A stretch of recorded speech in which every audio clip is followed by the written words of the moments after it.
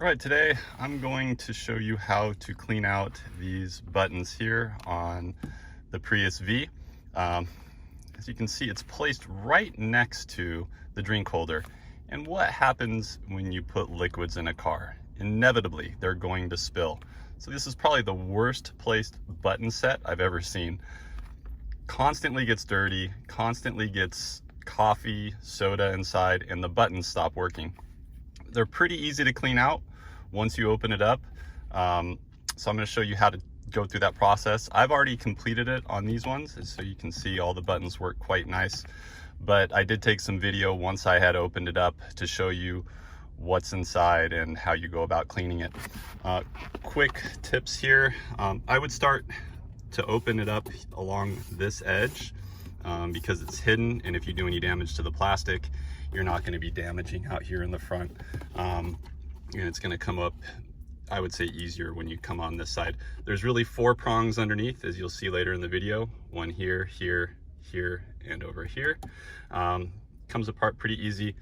Once you get it open, there is a connector on the bottom. You're just going to disconnect that, and away you go. All right, so this is probably one of Toyota's worst placed components. It's the Prius V Power Eco and EV mode selector. It's right next to the cup holder, and it sits like this, straight up and down. So it's poorly placed, but it's actually a really nicely designed part. It's made so no liquid will actually get inside the component if it does get in down there.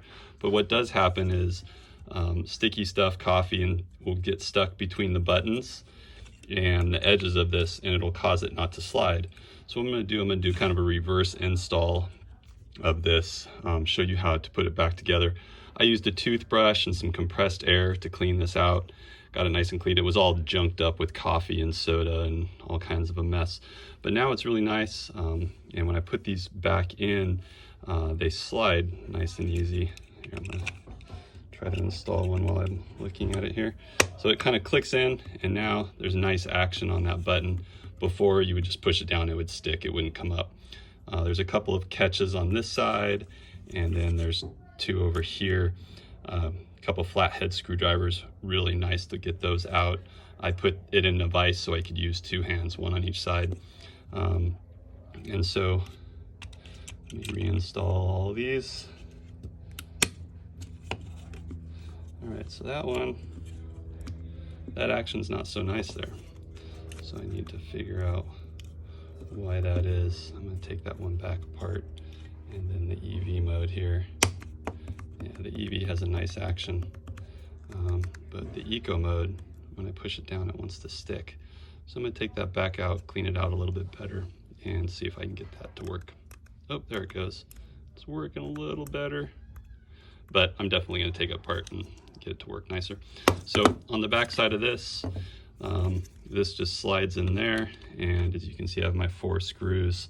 There's a couple of catches around the edge. I broke one of mine off, but the thing's stuck in there so good it's not going to come out. And then I'll show you how to uninstall it when I get it back in the car. All right, so I found the culprit. There was a little bit of dried coffee stuck right on this edge. Clean that up, and now I've got nice action again, once again on that button. So as you can see, each one of these buttons work nice.